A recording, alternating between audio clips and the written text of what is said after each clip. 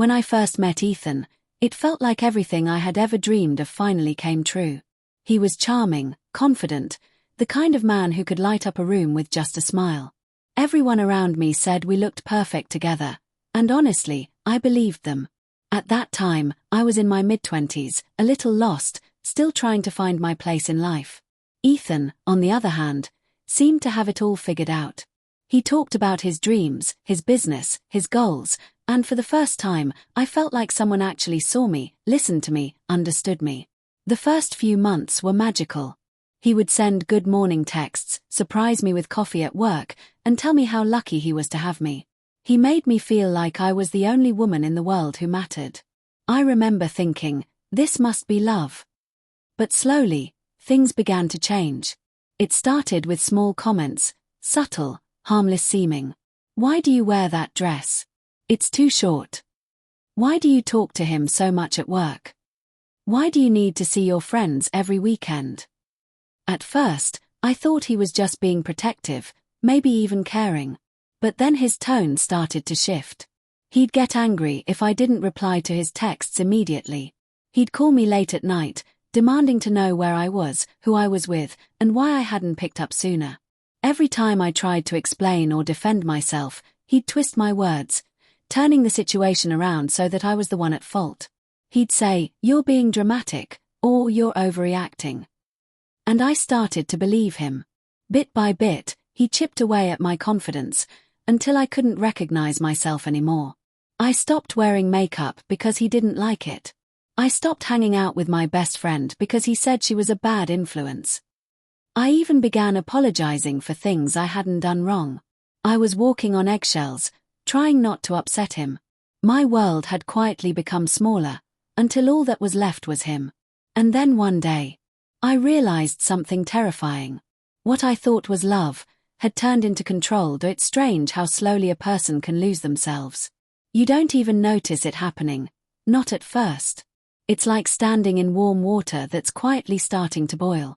Ethan had become the center of my world. Every decision, every plan, every thought somehow circled around him. He controlled what I wore, who I spoke to, even how long I stayed at work. He'd show up at my office unannounced, pretending it was a romantic surprise, when in reality, he was checking on me. He'd scroll through my phone while I was asleep, saying later, "If you've got nothing to hide, you shouldn't care." And the worst part? I believed him. I thought that was normal, that maybe all couples went through this. But deep down, I was suffocating. One night, after another long argument about why I hadn't answered a text fast enough, I looked in the mirror and barely recognized the woman staring back at me. Her eyes were empty.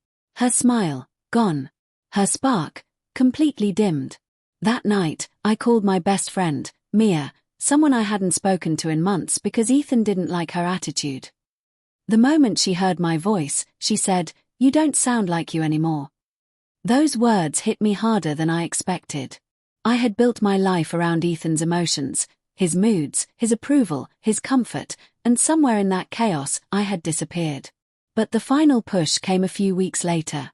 I found messages on his phone, long, flirtatious conversations with another woman. When I confronted him, he didn't deny it. Instead, he smiled, looked me straight in the eyes, and said, "If you treated me better, maybe I wouldn't need to talk to someone else." Something inside me snapped. For the first time, I didn't cry. I didn't apologize. I just stood there, silent, realizing that this man who claimed to love me was the same one who had broken me piece by piece. That night, I packed a small bag, walked out the door, and didn't look back. My hands were shaking, my heart was racing, but for the first time in a long time, I felt free. I didn't know what the future held, but I knew one thing. I was done letting someone else decide my worth.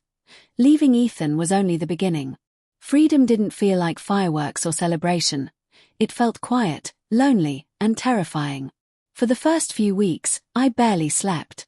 Every sound made me anxious, every message notification made my heart race. I kept expecting him to show up, to apologize, to pull me back in. But he didn't. And slowly, that silence became my peace. At first, I didn't know who I was without him. I had spent so long molding myself into what he wanted that I had forgotten what I liked. My favorite songs, the way I used to laugh, the goals I once dreamed about.